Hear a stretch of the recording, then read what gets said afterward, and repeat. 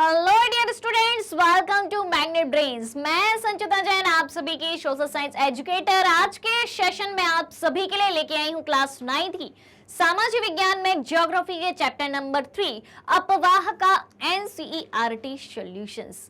जी हाँ, इसके पहले हम ये चैप्टर कई सारे पार्ट्स में पढ़ चुके हैं। उम्मीद है कि सारा चैप्टर आपने बहुत अच्छे से पढ़ा होगा, सारे वीडियोस आपने अटेंड करे होंगे। तो अब बारी आती है एनसीईआरटी सॉल्यूशंस की। तो जल्दी से जल्दी और ज्यादा से ज्यादा आज के सेशन को आप सभी लाइक कर दें, शेयर कर दें, और अगर अभी तक चैनल को सब्सक्राइब नहीं किया है तो फटाफट से चैनल को सब्सक्राइब भी कर दें। मैग्नेट ब्रेन्स प्रोवाइड कराता है आपको क्लास 6 से लेके क्लास 12th तक के सारे कोर्सेज, वो भी एकदम free of cost, fully organised complete course के साथ। जी हाँ, अगर आप ई बुक्स फ्री नोट्स भी चाहते हैं, उनकी लिंक भी वीडियो के डिस्क्रिप्शन बॉक्स में दी गई है, वहां से आप प्राप्त कर सकते हैं। हमारे पास आपके लिए सीबीएसई बोर्ड के अलावा MP board, UP board, Bihar board, Delhi board, Rajasthan board, 6 board के सिलेबस को हम कंप्लीट कराते हैं, और उन सारे स्टेट बोर्ड के सिलेबस को कंप्लीट कराया जाता है जहां पर एनसीईआरटी पैटर्न को फॉलो किया जाता है, क्योंकि हम पढ़ाते हैं आपको एनसीईआरटी से। ऑलराइट, इतनी सारी बातें क्लियर। तो इतनी सारी अच्छी बातों के साथ और आपके लाइक शेयर के साथ शुरू करते हैं आज का सेशन, ज्योग्राफी चैप्टर नंबर 3 का एनसीईआरटी सॉल्यूशंस। तो भैया देखो, चैप्टर आपने पढ़ लिया है, ठीक है, तो क्वेश्चंस तो आपसे बनने ही चाहिए। एनसीईआरटी का चैप्टर नंबर 3 खत्म हो गया है, उसके बाद जो आपके अभ्यास प्रश्नोत्तर आते हैं उनको हम सॉल्व कर रहे हैं। तो जितने भी क्वेश्चन आपसे पूछे जाएं उनका आंसर आपको कहां देना है, उनका आंसर आपको कमेंट बॉक्स में देना है। तो चलिए शुरू किया जाए। सभी रेडी हैं? जल्दी बोल दो एक बार जोर से कि हाँ मैम रेडी हैं। जल्दी से कमेंट करके बता दें आप सभी कि हाँ मैम हम सभी रेडी हैं।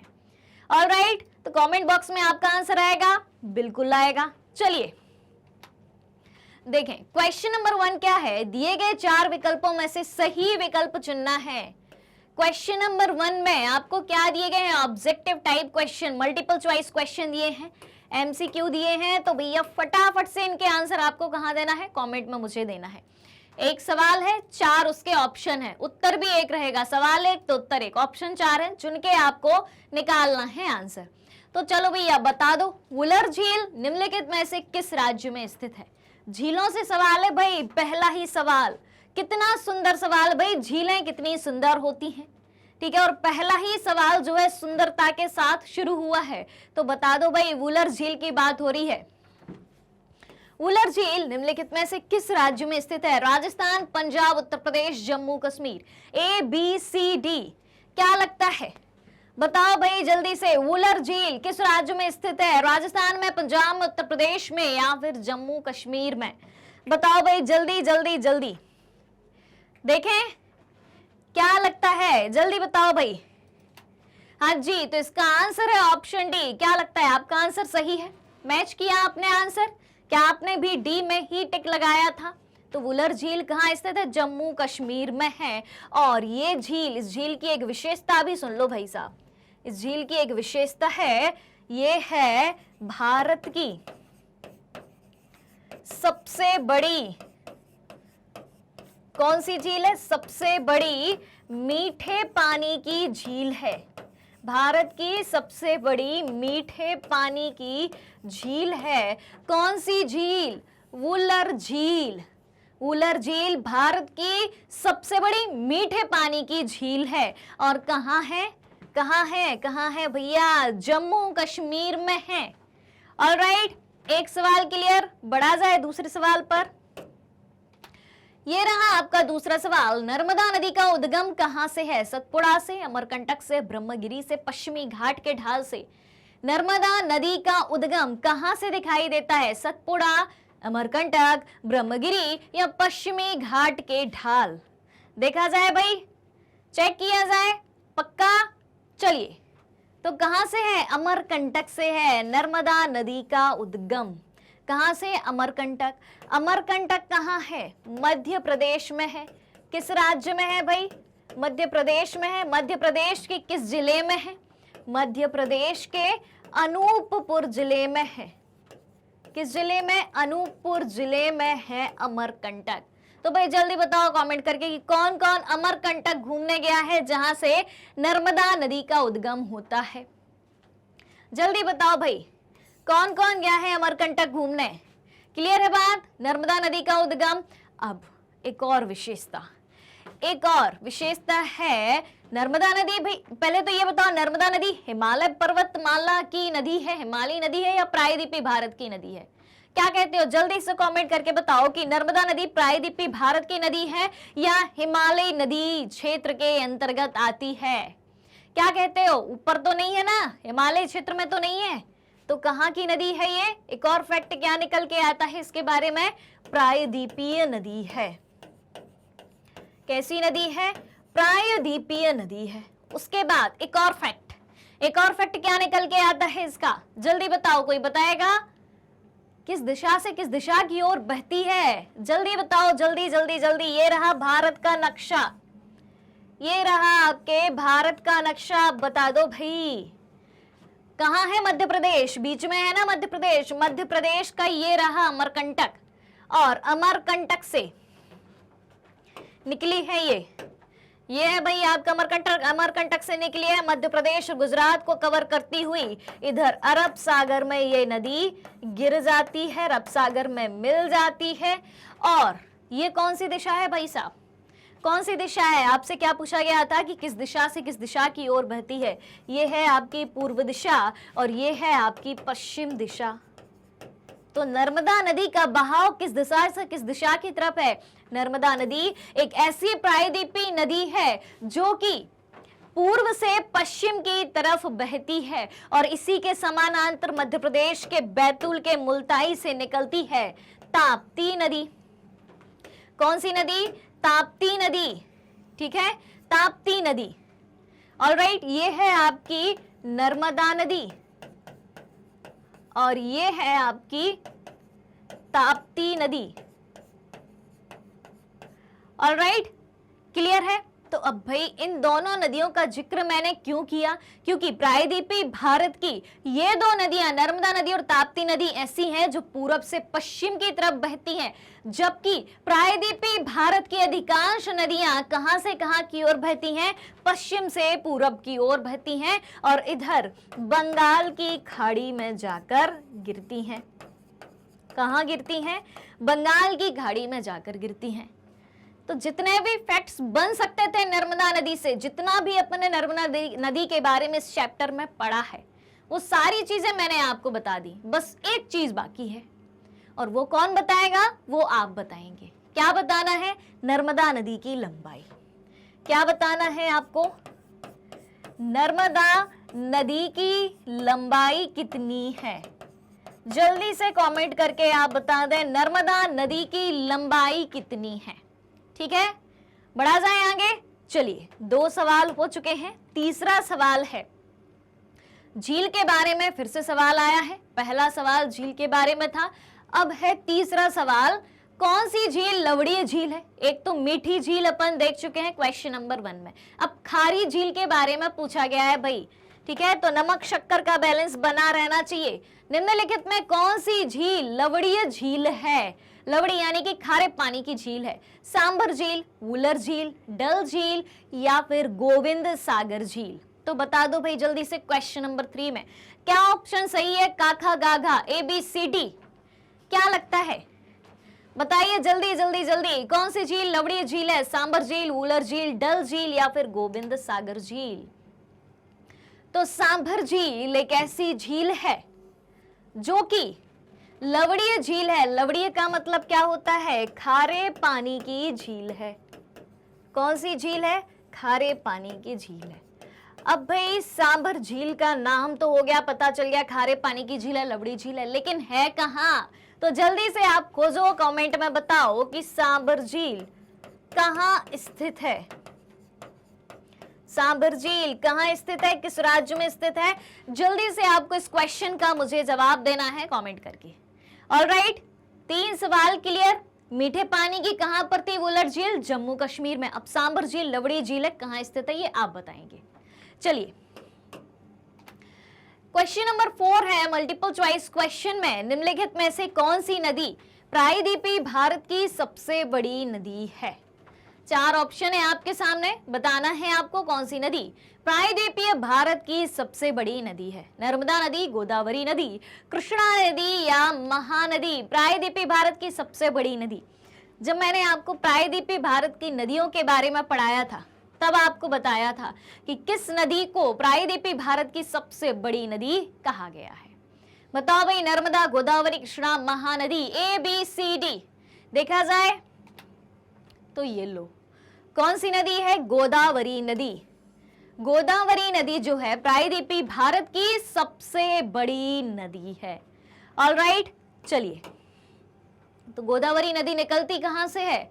बताओ जल्दी से, गोदावरी नदी कहां से निकलती है? इसके उद्गम स्थान की अगर मैं बात करूं तो कहां से निकलती है? कहां से निकलती है? राज्य कौन सा है? महाराष्ट्र। महाराष्ट्र की कौन सी जगह है? नासिक। नासिक में कहां से? त्र्यंबकेश्वर। पहाड़ियों से ये निकलती है। Alright, clear? बढ़ा जाए आगे। तो पांचवा सवाल है, निम्नलिखित नदियों में से कौन सी नदी भ्रंश घाटी में से होकर बहती है? क्या पूछा गया है आपसे? निम्नलिखित नदियों में से कौन सी नदी भ्रंश घाटी से होकर बहती है? बता दो भैया जल्दी से। महानदी, कृष्णा, तुंगभद्रा या फिर तापी या ताप्ती? बताएं भाई जल्दी से, कौन सी नदी भ्रंश घाटी से होकर बहती है? बताया गया था आपको जब प्रायद्वीपीय भारत की नदियों के बारे में मैंने आपको बताया था, तो ये भी बताया था कि कौन सी नदी भ्रंश घाटी से होकर बहा करती है। देखा जाए तो ताप्ती नदी कौन सी नदी है? ताप्ती नदी कैसी नदी है? मध्य प्रदेश के कहां से निकलती है? बैतूल जिले के मुल्ताई से, जो कि एक भ्रंश घाटी से होकर बहती है। कहां से निकलती है? बैतूल जिले के मुल्ताई से निकलती है। मुल्ताई से निकलती है। कहां है ये जगह भाई? मध्य प्रदेश में है। क्लियर है बात? 5 सवाल क्लियर? बढ़ा जाए आगे। चलिए, तो 5 मल्टीपल चॉइस क्वेश्चन आपके एनसीईआरटी सॉल्यूशंस में हो चुके हैं। अब बारी आती है क्वेश्चन नंबर 2 की, जिनमें आपको हर एक प्रश्न का उत्तर संक्षेप में देना है, यानी कि शॉर्टकट में देना है। निम्नलिखित प्रश्नों के उत्तर संक्षेप में दीजिए। ठीक है? जल विभाजक का क्या अर्थ है? एक उदाहरण बताना है आपको। ठीक है? क्या पूछा गया है? जल विभाजक क्या होता है? एक उदाहरण के साथ आप बताइए। चलिए, तो देखा जाए। देखो भाई, क्या होता है जल विभाजक? थ्योरी और डायग्राम दोनों के थ्रू आपको समझाया जाएगा। ठीक है? जल विभाजक कोई उच्च भूमि जैसे पर्वत जो 2 पड़ोसी अपवाह द्रोणियों को अलग करता है। जल विभाजक, पहले शब्दों को समझना, इस थ्योरी पर बाद में जाते हैं। जल विभाजक, ठीक है, यानी कि जल क्षेत्रों को विभाजित करने वाला एरिया। ठीक है? एक कोई ऐसी स्थलाकृति जो 2 जल क्षेत्रों को विभाजित करती हो। ठीक है? वो बीच में, वो ऐसी स्थलाकृति जो 2 जल क्षेत्रों के बीच में आके खड़ी होती हो, तो उसे क्या कहेंगे? जल विभाजक क्षेत्र। अब यहां पर क्या कहा गया है? वो स्थलाकृति कैसी हो सकती है? कोई उच्च भूमि, ऊंची भूमि। अब ऊंची भूमि क्या होगी? पर्वत हो सकता है वो। जैसे पर्वत 2 पड़ोसी अपवाह द्रोणियों को अलग करता है। ठीक है? उसे जल विभाजक कहा जाता है। आ जाओ भाई साहब, डायग्राम की तरफ देखें। ये देखो, ये जो क्षेत्र है, यहां से यहां तक की हम सबसे पहले बात करें। ये वाला क्षेत्र आप देखें ध्यान से। ये जो है, यहां पर आपको क्या दिखाई देता है भैया? पानी पानी दिखाई देता है। ये देखें भाई, पानी बह रहा है। ठीक है? ये देखें भाई, एक नदी है और कई सारी उसकी सहायक नदियां हैं। उस नदी की कई वितरिकाएं हमें दिखाई दे रही हैं। ठीक है? क्लियर हो रही है बात? ठीक इसी तरीके से हमें एक और दूसरा क्षेत्र दिखाई दे रहा है जहां पर भी पानी ही पानी है। ठीक है? ये धारा आ है, ये धारा बा है। अब इन दोनों धाराओं को जो क्षेत्र बीच में से विभाजित कर रहा है, अलग अलग कर रहा है, पृथक कर रहा है, उस क्षेत्र को क्या कहा गया है? जल विभाजक क्षेत्र कहा गया है। अब इस क्षेत्र को आप ध्यान से देखें। अब ये थोड़ा सा इधर से आप देखें, ऊंचा उठा हुआ है। ठीक है, ऊंचा उठा हुआ है, तो ये कैसा क्षेत्र है? हो सकता है यहां पर कोई पहाड़ हो, तो इसे क्या कहेंगे? जल विभाजक। और ये क्षेत्र ऊंचा ही क्यों होना चाहिए? क्योंकि जब कोई ऊंची स्थलाकृति होगी तभी वो बहते हुए पानी को, ठीक है, दो क्षेत्र के पानी को अलग कर पाएगी। अगर नीचे होगी तो वो पानी ही उस स्थलाकृति के ऊपर से बहेगा, तो जल विभाजक क्षेत्र ही नहीं बनेगा। क्लियर हो गई बात? तो सबसे पहले क्या जरूरी है कि कोई उच्च भूमि की जरूरत है जल विभाजक क्षेत्र के लिए।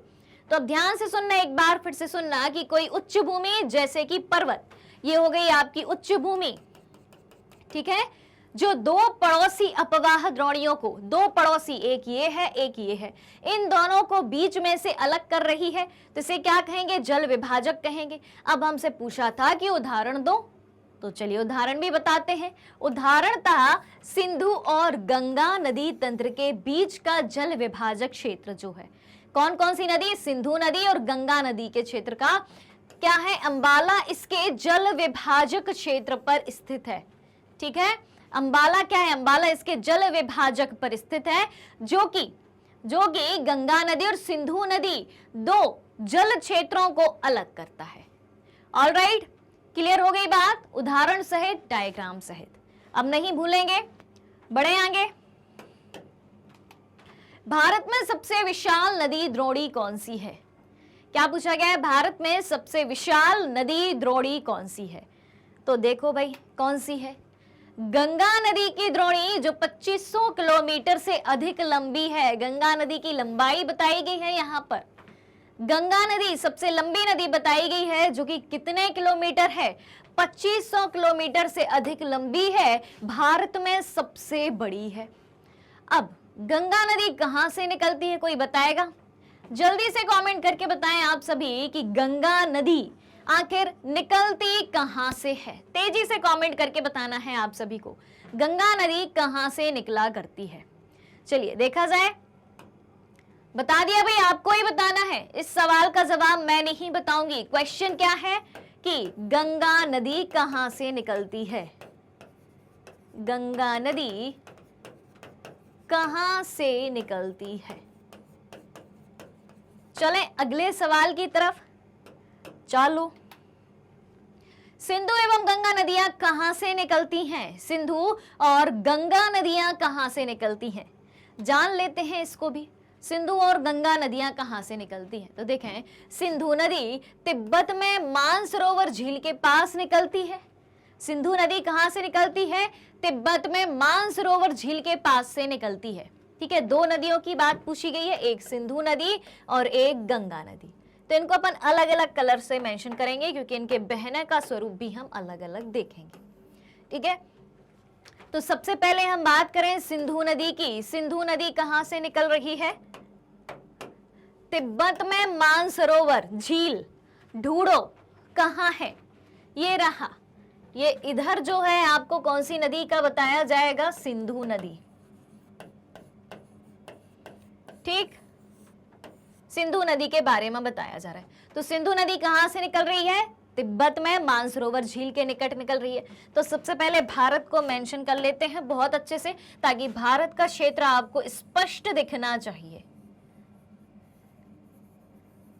चलिए,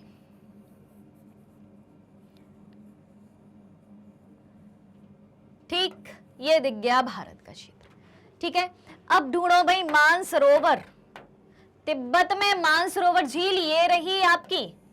ठीक है, और यहां से शुरू हुई आपकी कौन सी नदी? सिंधु नदी। ये देखें भाई, पीले रंग की रेखा को ध्यान से देखें।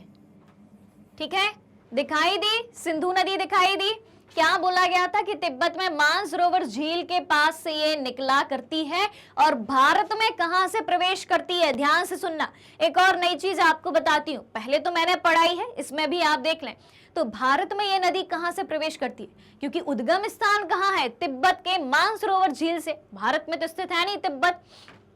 अब भारत में यह प्रवेश करती हुई दिखाई दे रही है, तो कहां से प्रवेश कर रही है? भारत में ये लद्दाख से प्रवेश करती है। ठीक है, कहां से प्रवेश करती है भारत में? ये जो क्षेत्र आपको दिखाई दे रहा है, लद्दाख से प्रवेश करती है और यहां से ऐसी बाहर निकलती हुई पाकिस्तान में मिठान कोस के पास आकर मिलती है। मिठान कोट, ये कौन सा एरिया है? मिठानकोट कहाँ है?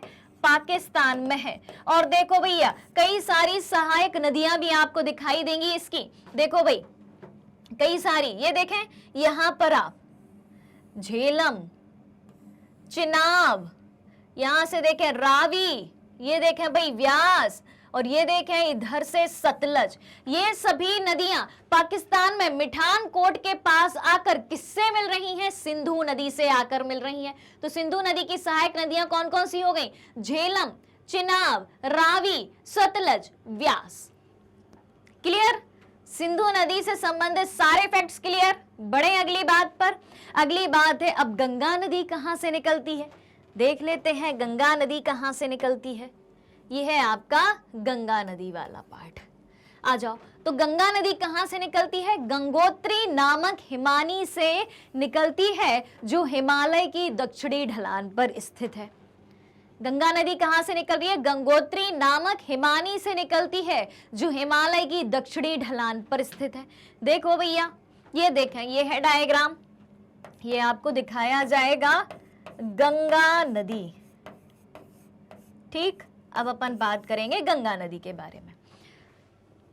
गंगोत्री हिमानी, गंगोत्री नामक हिमानी से, ये दिखाई दी आपको? गंगोत्री नामक हिमानी दिखाई दी भाई साहब? बताएं जल्दी से। ये देखें, ये देखें भाई, क्लियर हो रही है बात? देखिए भाई ये जो हरे रंग की रेखा आपको दिखाई दे रही है, ये देखिए कितनी लंबी नदी है भाई, खत्म ही नहीं होती है। क्लियर हो रही है बात? जो हरे रंग की रेखा मैंने आपको दिखाई गंगोत्री नामक हिमानी से, ठीक है, जो हिमालय की दक्षिणी ढलान पर स्थित है। यह हिमालय भाई साहब, इधर से इधर तक की हम बात करें तो कुछ इस तरीके का भारत का नक्शा, कुछ इस तरीके का जो है हमें भारत के नक्शे का क्षेत्र दिखाई देता है। तो देखें हिमालय की दक्षिणी ढलान कौन सी हुई? यही वाली हुई ना, दक्षिणी ढलान यही हुई। तो यहां से गंगोत्री हिमानी से निकलती हुई, देखें भाई कितनी लंबी जा रही है। ये देखें भाई, ये देखें, क्लियर हो गई बात? और ये सारी इसकी सहायक नदियां हैं, जैसे कि शारदा, घाघरा, राप्ती, गंडक, कोसी, जमुना, कई सारी सहायक नदियां। यहां से देखें यमुना नदी तंत्र गया है, चंबल, सिंध, बेतवा, कैन, ठीक है, यमुना नदी तंत्र के सहारे इसमें जाके मिल रही हैं। क्लियर हो रही है बात? जल्दी बताएं भाई। ये देखो यमुनोत्री की धारा, ये देखें भाई, क्लियर हो रही है सारी बातें। गंगा नदी तंत्र भारत का सबसे बड़ा नदी तंत्र 2500 किलोमीटर है। कितना है? 2500 किलोमीटर। क्लियर हो गई बात? चलिए, तो सिंधु और गंगा नदी कहां से निकलती हैं ये भी हमने जान लिया। अब देखें भाई, इसका स्क्रीनशॉट आपको लेना हो तो स्क्रीनशॉट भी आप ले सकते हैं, और कुछ इसी तरीके के डायग्राम के थ्रू आपको हर एक नदी के बारे में बताना है कि कौन सी नदी कहां से निकल रही है। जब भी आपसे कोई ऐसा सवाल पूछा जाए जिसमें डायग्राम बनाना संभव हो, उसमें डायग्राम हो, तो उसका रिप्रेजेंटेशन आपको डायग्राम के थ्रू ही करना है। चलिए, क्लियर है बात? स्क्रीनशॉट ले लिया सभी ने? बढ़ा जाए आगे। चलिए, अगला सवाल है गंगा की दो मुख्य धाराओं के नाम लिखिए। क्या पूछा है? गंगा की दो मुख्य धाराओं के नाम लिखिए और ये कहां पर एक दूसरे से मिलकर गंगा नदी का निर्माण करती हैं। तो गंगा की दो मुख्य धाराओं के नाम के साथ आपको बताना है कि कहां पर ये धाराएं मिलकर एक दूसरे से मिलकर गंगा नदी का निर्माण करती हैं। देखो भैया, गंगा नदी की दो मुख्य धाराएं, गंगा नदी की दो मुख्य धाराएं कौन कौन सी हैं? एक है आपकी भागीरथी और एक है आपकी अलकनंदा। ठीक है, एक हो गई आपकी भागीरथी और दूसरी हो गई आपकी अलकनंदा। और ये उत्तराखंड के पास, अब क्या पूछा है कि कहां पर एक दूसरे से मिलकर गंगा नदी का निर्माण करती हैं। सबसे पहली बात, गंगा नदी की दो मुख्य धाराएं कौन कौन सी हैं? भागीरथी और गंगा।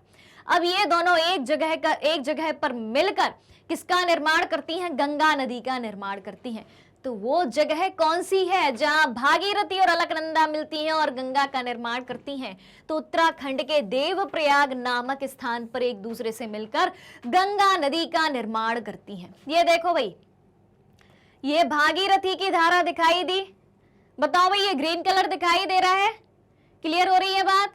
चलिए, तो ये आपको भागीरथी की धारा दिखाई दी और ये दिखाई दी अलकनंदा की, जो कि गंगा नदी की दो मुख्य धारा। ये देखो ग्रीन कलर से, और ग्रीन कलर से अलकनंदा भी लिखा है, भागीरथी अलकनंदा, ठीक है, अलग से लिखा है क्योंकि ये गंगा नदी की मुख्य धारा है। ये मुख्य धारा नंबर 1, दो मुख्य धारा पूछी थी तो ये हो गई मुख्य धारा नंबर 1, और दूसरी मुख्य धारा पूछी थी तो ये हो गई मुख्य धारा नंबर 2, ठीक है। ये हो गई गंगा नदी की दो मुख्य धाराएं। अब ये कहां पर जाकर गंगा का निर्माण कर रही है, गंगा नदी का? तो ये देखो, यहां से आई भागीरथी, यहां से आई अलकनंदा, इस स्थान पर मिली। कहां पर मिली? इस स्थान पर मिली, और किसका निर्माण किया इन्होंने? देवप्रयाग पर आकर गंगा नदी का निर्माण किया, ठीक है। तो ये उत्तराखंड के देवप्रयाग नामक स्थान पर आकर एक दूसरे से मिलती हैं और गंगा नदी का निर्माण करती हैं। क्लियर? बढ़ा जाए आगे? क्या कहते हो? समझ में आ गई बात? तो इसी तरीके का डायग्राम आपको बनाना है। कैसा? इसी तरीके का डायग्राम आपको बनाना है, ठीक है। चलिए, अब है इसमें 5वां सवाल है, लंबे मार्ग के बावजूद तिब्बती हिस्से में ब्रह्मपुत्र में गाद कम क्यों है? ठीक है, ब्रह्मपुत्र का मार्ग भी लंबा है, ठीक है। तो तिब्बती हिस्से में, जब ये नदी तिब्बती हिस्से में रहती है तो वहां पर ब्रह्मपुत्र नदी में गाद कम क्यों है? देखो भाई, तो शुरुआत कुछ इस तरीके से करेंगे अपन कि ब्रह्मपुत्र नदी, जिसे तिब्बत में किस नाम से जाना जाता है? सांगपो। ध्यान से सुनना, तिब्बत नदी के बारे में कुछ फैक्ट भी आपको, ब्रह्मपुत्र नदी के बारे में आपको कुछ फैक्ट भी बताए गए हैं कि ब्रह्मपुत्र नदी जैसे तिब्बत में किस नाम से जाना जाता है, क्योंकि क्या पूछा है? तिब्बती हिस्से में ब्रह्मपुत्र में गाद कम क्यों है? तो हम चर्चा करेंगे तिब्बती हिस्से की। तो ब्रह्मपुत्र नदी को सबसे पहले तो अपन ये जान लें कि तिब्बत में किस नाम से जाना जाता है, क्योंकि भारत में हम जानते हैं इसको ब्रह्मपुत्र के नाम से, लेकिन दूसरी जगह जैसे कि तिब्बत की बात करें तो तिब्बत में सांगपो के नाम से जानते हैं।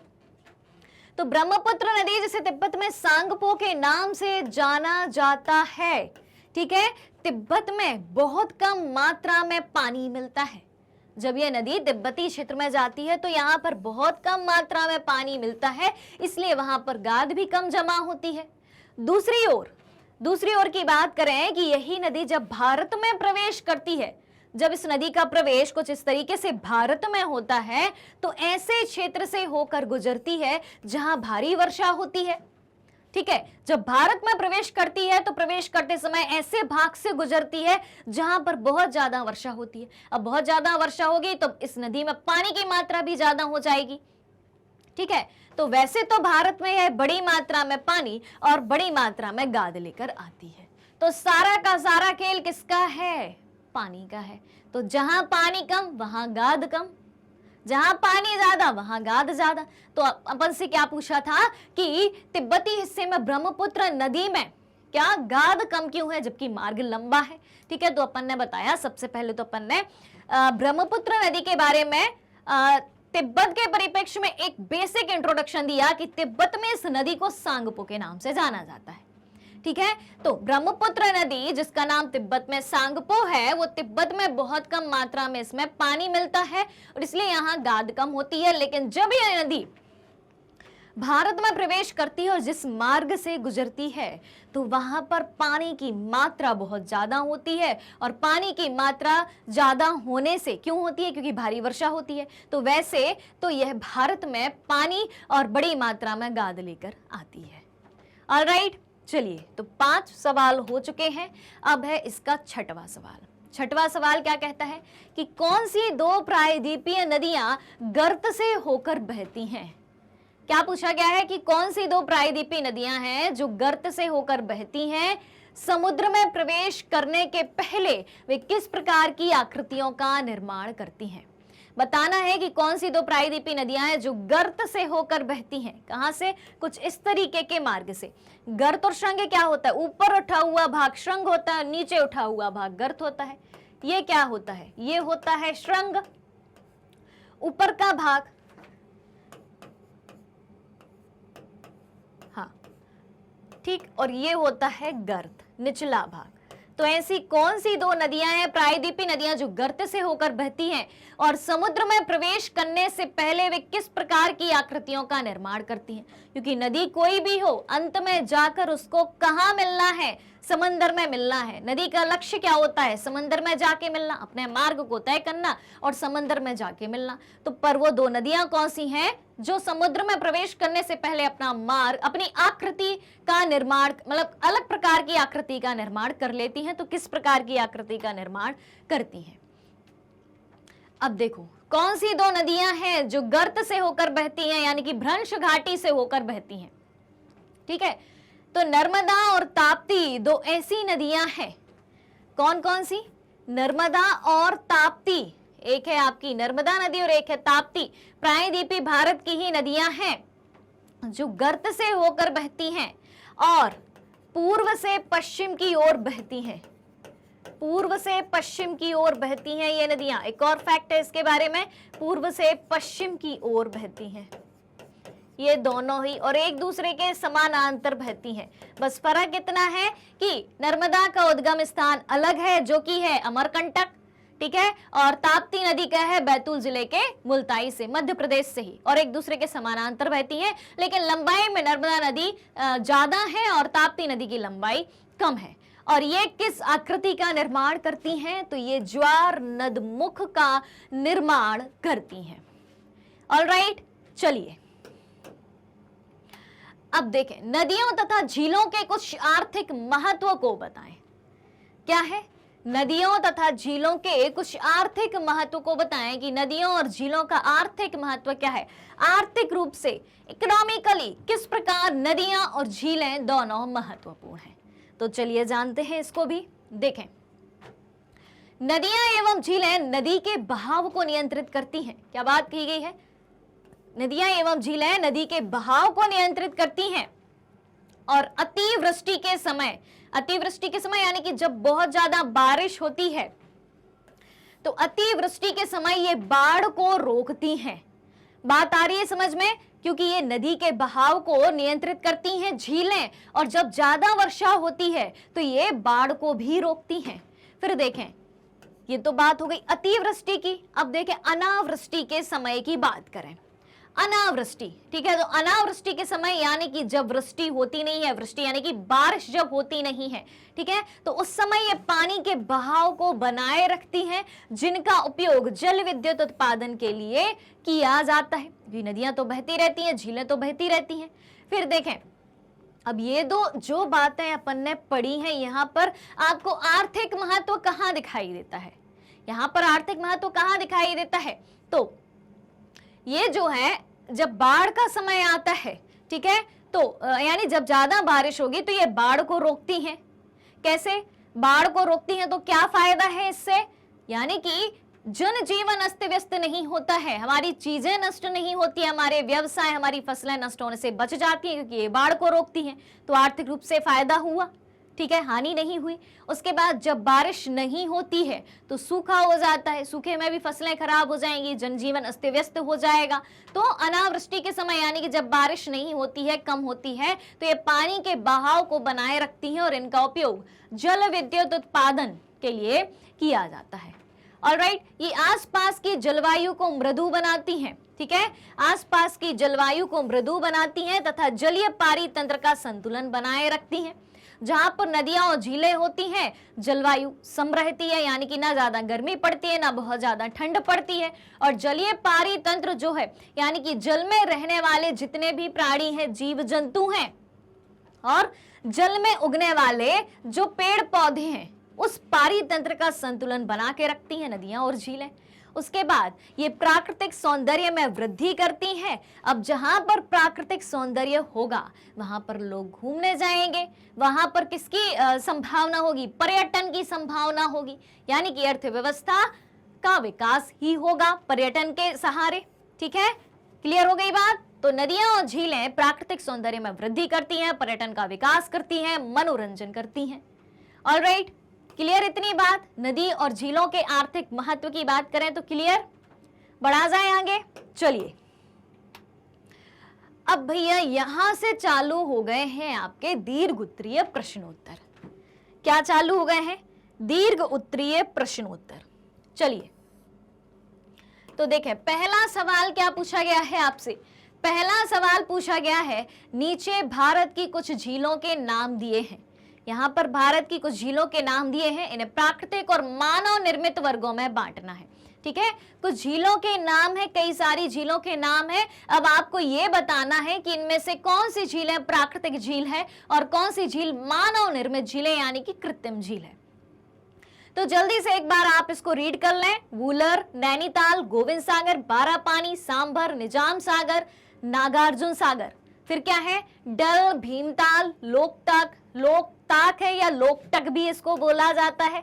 ठीक है, लोकटक। ठीक है, फिर है चिल्का, राणा प्रताप सागर, पुलिकट, हीराकुंड। सबने रीड कर लिया? सबने रीड कर लिया, क्योंकि आपको ही बताना है कौन सी झील प्राकृतिक झील है और कौन सी कृत्रिम यानी कि मानव निर्मित है। और एक चीज और बतानी है, वो ये कि कौन सी झील कहाँ स्थित है, किस जगह पर स्थित है। चलिए, तो जल्दी से फटाफट से आप जो है मुझे कमेंट करके बताइए। तब तक अपन बढ़ते हैं आगे और अपन अपना आंसर भी खोजते हैं। चलिए, देखें भाई, बांट लिया अपन ने प्राकृतिक झील और मानव निर्मित झीलों में। तो प्राकृतिक झीलों के उदाहरण क्या क्या है? वूलर झील। वूलर झील कहाँ है भाई, बताओ जल्दी से। वूलर झील कहाँ है? जम्मू एंड कश्मीर। डल झील कहाँ पर है? प्राकृतिक झील ही है, ये भी भैया वही है, जम्मू एंड कश्मीर। नैनीताल, तालों में ताल, नैनीताल कहाँ स्थित है भाई? उत्तराखंड। कहाँ स्थित है? उत्तराखंड। भीमताल, जितने भी ताल नाम की झीलें हो, जिनके पीछे ताल लिखा हो, वो सब उत्तराखंड में। कहाँ पर मिलेंगी आपको? सब उत्तराखंड में मिलेंगी। लोकटाक या लोकटक, ये मिलेगी आपको मणिपुर में मिलेगी भाई साहब।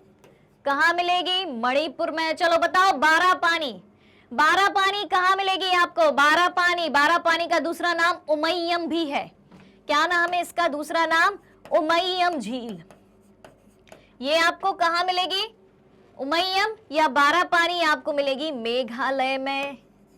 ठीक है, चिल्का झील कहाँ मिलेगी? आपको मिलेगी उड़ीसा में। सांभर झील कहाँ मिलेगी? बताओ जल्दी से, चैप्टर में मैंने आपको बताया था, राजस्थान में। पुलिकट कहाँ मिलेगी? पुलिकट तमिलनाडु और आंध्र प्रदेश दोनों में मिलेगी। कहाँ कहाँ? तमिलनाडु प्लस आंध्र प्रदेश। तमिलनाडु प्लस आंध्र प्रदेश दोनों जगह मिलेगी। गोविंद सागर झील कहाँ मिलेगी? बताओ जल्दी जल्दी जल्दी। गोविंद सागर झील हिमाचल प्रदेश। कहाँ मिलेगी? हिमाचल प्रदेश। राणा प्रताप सागर राजस्थान। ये सब कृत्रिम झीलों के नाम हो गए चालू भाई। मानव निर्मित झील निजाम सागर हैदराबाद। नागार्जुन सागर वहीं भाई आंध्र प्रदेश। हीराकुंड, हीराकुंड महानदी उड़ीसा। क्लियर? तो भाई जल्दी से स्क्रीनशॉट ले लो, क्योंकि स्टेट के साथ आपको प्राकृतिक और कृत्रिम झीलों के नाम बताए गए हैं, कौन सी झील कहां पर स्थित है। ऑलराइट, चलिए अगला सवाल है, हिमालय एवं प्रायद्वीपीय नदियों के मुख्य अंतरों को स्पष्ट करिए कि हिमालय क्षेत्र की नदियां और प्रायद्वीपीय नदियों में क्या अंतर है। तो चलिए जानते हैं इसको भी। तो देखें भाई, हिमालय एवं प्रायद्वीपीय भारत की नदियों में क्या अंतर है। ऊपर की नदियां यानी कि हिमालय क्षेत्र की नदियां, नीचे की नदियां यानी कि प्रायद्वीपीय भारत की नदियां। तो चलिए देखते हैं हिमालयी नदियां। पहला अंतर क्या है कि अधिकतर हिमालयी नदियां 12 मासी हैं। हिमालय क्षेत्र की जो नदियां होती हैं वो 12 मासी हैं, यानी कि इसमें वर्ष भर पानी रहता है, 12 महीने पानी रहता है। जिसका अर्थ क्या है? 12 मासी का अर्थ क्या है कि उन्हें पूरा वर्ष बरसात के साथ साथ ऊंचे पर्वतों पर मौजूद बर्फ के पिघलने से पानी प्राप्त होता है। बारिश के मौसम में तो पानी गिरेगा, इन नदियों को बारिश के माध्यम से भी पानी मिलेगा, लेकिन साथ ही साथ भाई 12 महीने तो बारिश होती नहीं है, तो इनको पानी बारिश के मौसम के अलावा कहां से मिलेगा? जो कि पर्वतों पर मौजूद बर्फ पिघलती है, ठीक है, उससे भी नदियों को पानी प्राप्त होता है। ऑलराइट, अब इसमें प्रायद्वीपीय नदियों का पहला अंतर क्या है कि अधिकतर प्रायद्वीपीय नदियां बरसाती हैं, बरसाती यानी कि बारिश पर निर्भर हैं, बारिश के मौसम में ही इनमें पानी रहता है। तो अधिकतर प्रायद्वीपीय नदियां बरसाती हैं और प्रायद्वीपीय नदियों का बहाव बरसात पर निर्भर करता है। किस पर निर्भर करता है? बरसात पर निर्भर करता है। दूसरी बात करें तो हिमालयी नदियों का उनके उद्गम से समुद्र तक का मार्ग लंबा होता है। दूसरा अंतर देखें कि हिमालयी नदियों का उद्गम से समुद्र तक का रास्ता लंबा होता है, क्योंकि अपन देखें हिमालयी क्षेत्र की हम बात करें तो हिमालयी क्षेत्र कुछ इस तरीके से अपन को देखने को मिलता है, ठीक है। अब नदियां जब आपको यहां से निकलती हुई दिखाई देंगी, ठीक है, इस तरीके से निकलती हुई दिखाई देंगी इस क्षेत्र से, तो भाई उनको कहां जाना है? नदियां अंत में जाकर कहां मिलती हैं? समुद्र में जाकर मिलती हैं। तो क्या यहां पर समुद्र है ऊपर की तरफ? नहीं है ना, पूरा स्थल भाग है। तो समुद्र में जाने के लिए उन्हें नीचे तक का लंबा रास्ता तय करना पड़ेगा, ठीक है। या तो इस तरफ जाएंगी या तो भाई इस तरफ जाएंगी, ठीक है। तो इनका रास्ता कैसा रहेगा? लंबा होगा। अब उनकी दिशा कैसी भी हो, चाहे यहां से निकल के यहां से घूम के ऐसे करके कहां से भी जाएं, लेकिन जाना कहां है? नीचे की तरफ, क्योंकि समुद्र में जाना है। समुद्री इलाका कहां पर है? नीचे की तरफ स्थित है। क्लियर हो गई ये बात? तो अधिकतर प्रायद्वीपीय नदियां बरसाती हैं, यानी कि इनमें जो है बरसात के मौसम में ही पानी रहता है। प्रायद्वीपीय नदियों का बहाव बरसात पर निर्भर करता है, जबकि 12 मासी है, क्योंकि सिर्फ बरसात पर निर्भर नहीं करता है। यहाँ पर जो पर्वतों पर बर्फ पिघली रहती है वहां से भी ना पानी मिल जाता है। दूसरा अंतर हमने देखा कि हिमालयी नदियों का उनके उद्गम से समुद्र तक का रास्ता लंबा होता है, यानी कि हिमालयी क्षेत्र की नदियां लंबी होती हैं। उदाहरण है भैया इसका, उदाहरण है गंगा नदी का मार्ग। गंगा नदी का मार्ग, किसका मार्ग? गंगा नदी का मार्ग, क्योंकि गंगा नदी का मार्ग कितना लंबा है भैया? 2500 किलोमीटर लंबी नदी है, इतना लंबा रास्ता तय करती है। अब प्रायद्वीपीय नदी की बात करें तो प्रायद्वीपीय नदियों का उनके उद्गम से समुद्र तक का मार्ग छोटा है और छिछला है, क्योंकि ये नदियां कहां से निकलेंगी? प्रायद्वीपीय नदियां जो है कहां से निकलेंगी? प्रायद्वीपीय भारत के इलाकों से ही निकलेंगी। तो भाई अगर यहां से कोई नदी निकल रही है, ठीक है, यहां से कोई नदी निकल रही है, तो भाई ये लो मिल गया समुद्र। यहां से निकली, ये लो मिल गया समुद्र। यहां से निकली कोई नदी, लो भैया आ जाओ, ये मिल गया आपको समुद्री रास्ता। मिल गया कि नहीं मिल गया? यानी कि पास है, लेकिन ऊपर से नीचे नदी आएगी जब समुद्र का रास्ता खोजते हुए, तो भाई उसका रास्ता तो लंबा होगा, वो नदी लंबी होगी, ठीक है। तो प्रायद्वीपीय नदियों का उनके उद्गम से यानी कि उनके निकलने के स्थान से समुद्र तक का मार्ग छोटा होता है तथा छिछला होता है। ऑलराइट, दो अंतर क्लियर। अब देखें तीसरा अंतर है हिमालयी नदियों में कि हिमालयी नदियों का उद्गम स्थान जो है पर्वत श्रृंखलाओं के उत्तर में है। हिमालयी नदियों का उद्गम स्थान कहां देखने को मिलता है? पर्वत श्रृंखलाओं के उत्तर में देखने को मिलता है, ठीक है। ऊपर से निकलती हैं तो उत्तर से ही रहेगा। और प्रायद्वीपीय भारत की अधिकतर नदियां पश्चिमी घाट से निकलती हैं, बिल्कुल निकलती हैं। प्रायद्वीपीय नदियों की बात करें, ये कौन सा भाग हुआ? ये हुआ आपका पश्चिमी घाट, ठीक है, ये भाग हुआ पश्चिमी घाट। और हमने पढ़ा था कि प्रायद्वीपीय भारत की अधिकांश नदियां, ज्यादातर नदियां पश्चिम से पूर्व की ओर चलती हैं। यह है आपका पूर्वी घाट, पूरब की तरफ जाती हैं, ठीक है। यहां से हम बात करें तो कुछ इस तरीके से नदियां पश्चिमी घाट से होकर बहा करती हैं। ऑलराइट, तो प्रायद्वीपीय भारत की अधिकतर नदियां पश्चिमी घाट से निकलती हैं और बंगाल की खाड़ी में जाती हैं, सिवाय दो नदियों के, क्योंकि नर्मदा और ताप्ती नदी ऐसी नदी हैं जो पूरब से पश्चिम की तरफ बहती हैं और कहां जाती हैं? अरब सागर में जाती हैं। बाकी नदियां बंगाल की खाड़ी में जाती हैं। क्लियर, ये बात हो गई। अब चौथी बात क्या है? चौथी बात यह है कि उत्तर के समतल मैदानों में बहती हैं हिमालयी नदियां, अब ये बात करें हम उत्तर के समतल मैदानों की, यहां से आई नदी बह करके और यहां पर इन्हें क्या मिल गया, उत्तर का मैदान मिल गया। तो नदियां कुछ इस तरीके से पहाड़ों से होकर आई और उत्तर के मैदानों में बहा करती हैं। ठीक है, बात हो रही क्लियर? या फिर इस तरीके से आएगी, इस तरीके से बहेगी, इसकी सहायक धाराएं कुछ इस तरीके से जाएगी। क्लियर हो रही है बात? तो हिमालयी नदियां जो है उत्तर के समतल मैदानों में बहती हैं और सिंचाई, खेतीबाड़ी, जहाजरानी उद्देश्यों के लिए बहुत ही महत्वपूर्ण है। अगली बात करें, देखें तो प्रायद्वीपीय नदियां जो है चट्टानी धरातल पर बहती हैं। ठीक है, कहां? चट्टानी धरातल पर बहती हैं, इसलिए वे ना तो जहाजरानी के लिए और ना ही सिंचाई के लिए उपयुक्त हैं।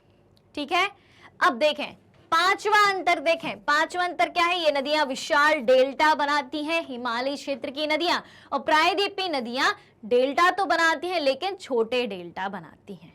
ऑलराइट, क्लियर हो गए 5 अंतर। तो कौन कौन से अंतर देखे अपन ने, यहां पर देखें उद्गम स्थान कहां से है, ठीक है, उसके बाद ये बहती कहां पर है, ये समतल मैदानों में बहती है, ये चट्टानी धरातल पर बहती हैं, ये बड़ा डेल्टा बनाती है, ये छोटे डेल्टा बनाती हैं। और उसके पहले 2 अंतर और कौन से देखे थे कि ये नदियां, हिमालयी नदियां 12 मासी हैं, यानी कि इनमें वर्ष भर पानी रहता है, और ये नदियां बरसाती हैं, यानी कि बारिश के मौसम में पानी रहता है। फिर इनका रास्ता, रास्ते की लंबाई, तो हिमालयी नदियों की रास्ते की लंबाई ज्यादा होती है, इनकी कम होती है। बस इतनी सी बात है। इन 5 पॉइंट को बेस बना के आपको पूरा आंसर लिख देना है। ऑलराइट, चलिए अब देखें अब पूछा गया है आपसे प्रायद्वीपीय पठार की पूर्व एवं पश्चिम की ओर बहने वाली नदियों की तुलना करो। प्रायद्वीपीय भारत की नदियां, ठीक है, ये हो गया आपका प्रायद्वीपीय भारत।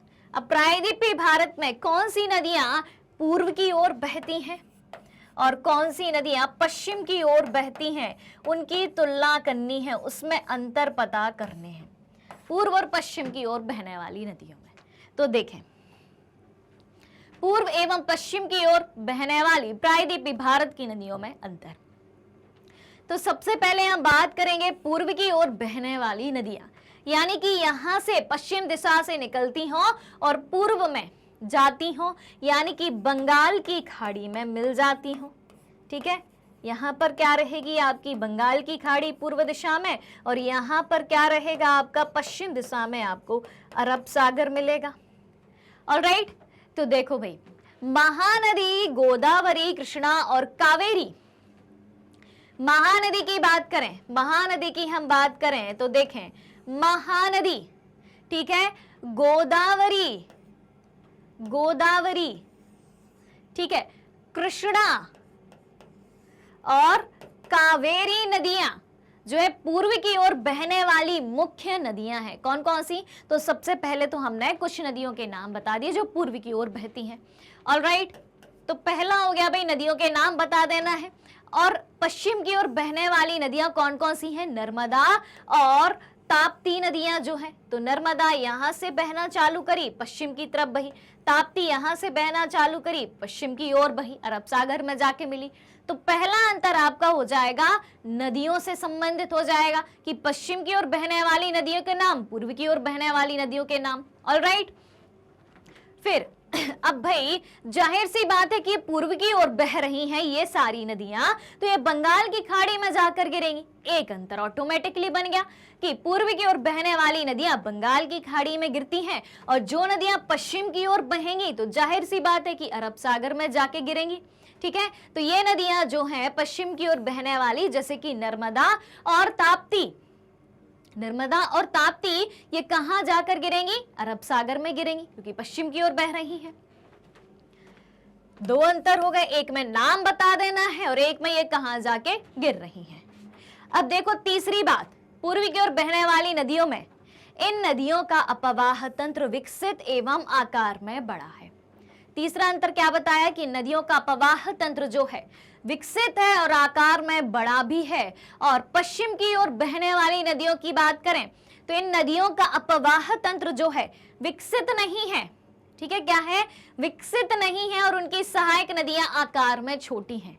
ठीक है, क्लियर हो गई बात, क्योंकि इनकी लंबाई उतनी हमें देखने को नहीं मिलती है, तो इनका जो अपवाह तंत्र है उतना विकसित नहीं है। और सहायक नदियां जो है बहुत छोटी छोटी नदियां हैं, जो इनकी दाएं और बाएं से आती हैं, जो नदियां मिलती हैं दाएं और बाएं से, लेफ्ट राइट से, जो टेरिटरी रिवर्स होती हैं, वो आकार में बहुत छोटी हैं। ऑलराइट, 3 अंतर क्लियर हो गए, क्या कहते हो? 3 अंतर क्लियर, बढ़ा जाए आगे। चलिए तो बढ़ते हैं अब आगे। हाँ जी, चौथे अंतर की हम बात करें। चौथा अंतर क्या है पूर्व की ओर बहने वाली नदियों का, कि ये नदियां बहुत गहरी नहीं बहती हैं। कौन सी नदियां? जो पूर्व की ओर बहती हैं। यह है पूर्व, यह है पश्चिम। तो जो पूर्व की ओर बहने वाली नदियां हैं, जैसे कि इस तरीके से जो नदियां बह रही हैं, ठीक है, इस तरीके से, तो ये बहुत गहरी नहीं बहती हैं। और ये नदियां जो है पश्चिम से जो बहती हैं, जैसे कि नर्मदा नदी है आपकी, ठीक है, ताप्ती नदी है आपकी, तो ये गर्त से होकर बहती हैं, यानी कि गहरी होकर ये बहती हैं। ठीक है, क्लियर हो गई ये बात? तो पूर्वी की ओर बहने वाली नदियां बहुत गहरी नहीं बहती और पश्चिम की ओर बहने वाली नदियां गर्त से होकर बहती, यानी कि गहरी बहती हैं, इस तरीके से। ठीक है, क्लियर है? अब देखें, पांचवी बात करें, पांचवी अंतर की बात करें, तो पूर्व की ओर बहने वाली नदियां पूर्वी तट पर बहुत बड़े डेल्टा बनाती हैं। जो पूर्व की तरफ नदियां बहती हैं वो पूर्वी तट पर बहुत बड़े डेल्टा बनाती हैं, और पश्चिम की ओर बहने वाली नदियां भाई साहब डेल्टा बनाती ही नहीं हैं। ठीक है, ये क्या बनाती हैं? ये एस्चुरी बनाती हैं, जिसे ज्वार नदमुख भी कहा जाता है। ठीक है, इसे ही क्या कहा जाता है? एस्चुरी कहा जाता है, और इसे ही ज्वार नदमुख कहा जाता है। तो पूर्वी तट की नदियां जो हैं बहुत बड़े डेल्टा बनाती हैं, ठीक है, जो पूरब की तरफ बहती हैं, और पश्चिम की ओर बहने वाली नदियां डेल्टा बनाती ही नहीं हैं, ये ज्वार नदमुख यानी कि एस्चुरी का निर्माण करती हैं। ऑलराइट, तो सबसे पहले आपको लिख देना है कि पूरब की तरफ बहने वाली नदियां कौन सी हैं, पश्चिम की तरफ बहने वाली नदियां कौन सी। एक अंतर हो जाएगा नाम का। दूसरा, अब जो पूरब की तरफ बह रही हैं तो वो बंगाल की खाड़ी में जाके गिरेंगी, और जो पश्चिम की तरफ बह रही हैं यानी कि वो अरब सागर में जाके गिरेंगी। जाहिर सी बात है, दो बात हो गई। फिर ये नदियां बहुत गहरी नहीं बहती पूरब की ओर वाली, और ये गर्त से होकर बहती हैं, और पूरब की ओर वाली नदियां डेल्टा बनाती हैं, पश्चिम वाली नदियां डेल्टा नहीं, एस्चुरी यानी कि ज्वार नदमुख बनाती हैं। ऑलराइट, तो ये हो गए आपके पूर्व की ओर बहने वाली और पश्चिम की ओर बहने वाली नदियों में अंतर। अब है छठवां सवाल, किसी देश की अर्थव्यवस्था के लिए नदियां क्यों महत्वपूर्ण हैं? क्या पूछा गया है कि किसी देश की अर्थव्यवस्था के लिए नदियां क्यों महत्वपूर्ण हैं? जान लेते हैं। तो नदियां देश की अर्थव्यवस्था के लिए किस प्रकार से महत्वपूर्ण हैं? ठीक है, नदियां जो है वर्ष भर पानी रहता है, पानी की पूर्ति करती है, उसी पानी से बिजली भी बनती है, उसी पानी से खेतों में सिंचाई भी होती है, जिससे कृषि कार्य अच्छा होता है। कृषि पर ही अर्थव्यवस्था का द्वितीय क्षेत्र यानी कि औद्योगिक क्षेत्र निर्भर करता है। तो उद्योग भी किस पर डिपेंड हुए? नदी पर। नदियों में ही मछली पालन संभव होता है। कई सारी चीजें ऐसी हैं भाई, नौ संचालन, जल परिवहन किससे संभव है? नदियों से संभव है। तो चलिए अब जान लेते हैं इसको। तो नदियां किसी देश की अर्थव्यवस्था के लिए महत्वपूर्ण हैं। कैसे? कुछ बिंदु जो नदियों की महत्ता को प्रदर्शित करते हैं वे नीचे हमें दिए गए हैं। जैसे पहली बात करें हम, तो नदियों से हमें प्राकृतिक ताजा मीठा पानी मिलता है। क्या बात कही गई है कि नदियों से हमें प्राकृतिक ताजा मीठा पानी मिलता है, जो मनुष्य सहित अधिकतर जीव जंतुओं के जीवन के लिए आवश्यक है। नदियों से हमें मीठा पानी मिलता है, मनुष्य के लिए तो आवश्यक है ही, साथ ही साथ जीव जंतुओं के लिए आवश्यक है, क्योंकि जीव जंतुओं को भी पानी की जरूरत है, और कई सारे जीव जंतुओं पेड़ पौधों का जीवन तो नदी के अंदर ही होता है, पानी के अंदर ही संभव है उनका जीवन। ठीक है, दूसरी बात, ये नई मृदा बिछाकर उसे खेती योग्य बनाती हैं। जैसे कि उत्तरी मैदान की हम बात करें, वहां पर नदियों द्वारा मिट्टी बहाकर लाई जाती है और जलोढ़ मिट्टी की परत बिछाई जाती है। तो नदियां ही मिट्टी को बिछाकर उसे खेती योग्य बनाती हैं, क्योंकि जो नई मिट्टी होती है, नई मिट्टी की परत होती है, वो ज्यादा उपजाऊ होती है, जिससे बिना अधिक मेहनत के उस मिट्टी पर खेती की जा सकती है। ठीक है, तीसरी बात करें, नदियों के तटों ने प्राचीन काल से ही आदिवासियों को आकर्षित किया है। क्या बात कही गई कि नदियों के तटों ने प्राचीन काल से ही आदिवासियों को आकर्षित किया है और ये बस्तियां कालांतर में बड़े शहर बन गए। नदियों के तट पर काफी सारे व्यवसाय संभव है, मछली पालन संभव है, ठीक है, और कृषि कार्य संभव है। क्लियर हो रही है ये सारी बात। तो नदियों ने किसको आकर्षित किया? आदिवासियों को आकर्षित किया। और पहले जहां पर आदिवासियों ने अपनी बस्तियां बसाई, कालांतर में यानी कि एक समय के पश्चात कई सारी बस्तियां बसती गईं, जनसंख्या बढ़ती गई और वो बस्तियां शहर में तब्दील हो गई, शहर के शहर बस गए। क्लियर है? कई सारे शहर जो हैं कहां पे है? नदियों के किनारे हैं। ठीक है, बात आ रही है समझ में? बढ़े आगे, अब देखें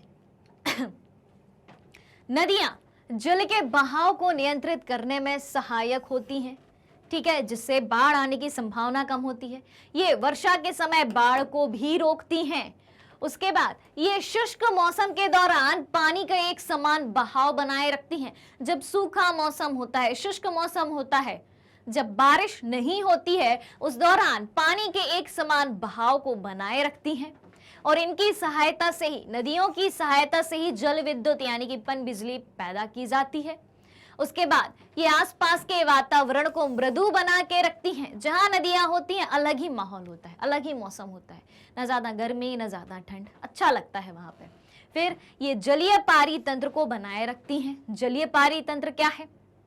तो यानी कि जल जो है, कई सारे जीव जंतु और पेड़ पौधों का आवास स्थल होता है। तो जल में पाए जाने वाले जितने भी जीव जंतु और पेड़ पौधे हैं, उनके पारिस्थितिक तंत्र को बनाए रखती हैं, प्राकृतिक सौंदर्य में वृद्धि करती हैं। अब जहां प्राकृतिक सौंदर्य होगा, लोग घूमने जाएंगे, यानी कि ये पर्यटन का विकास करती हैं और मनोरंजन करती हैं।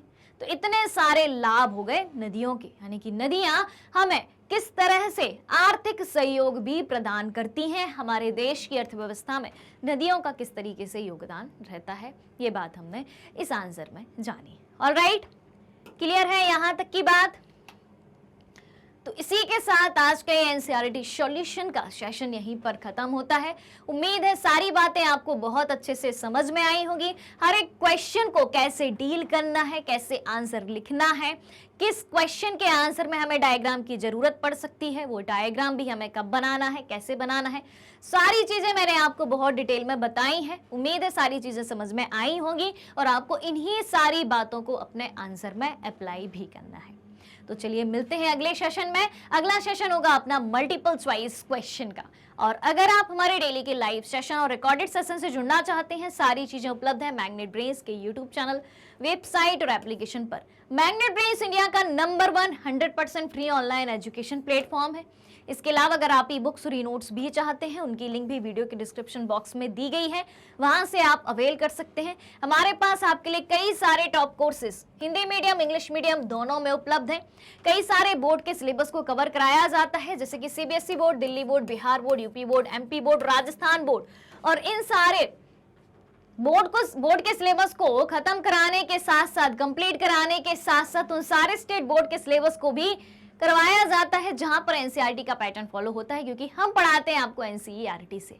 हमारे पास आपके लिए कई सारे स्पेशल कोर्सेज भी हैं, जैसे कि वैदिक maths crash course, spoken English, और इतने सारे कोर्सेज एक ही सिंगल प्लेटफॉर्म पर हाई क्वालिटी एजुकेशन के साथ एकदम फ्री में उपलब्ध करवाए जाते हैं। जी हाँ, मैग्नेट ब्रेन्स यूट्यूब के अलावा अदर सोशल मीडिया प्लेटफॉर्म जैसे कि Facebook, Instagram, Twitter, Telegram, WhatsApp पर भी उपलब्ध है। आप हमें यहाँ भी फॉलो कर सकते हैं, यहाँ से भी सारी जानकारी प्राप्त कर सकते हैं।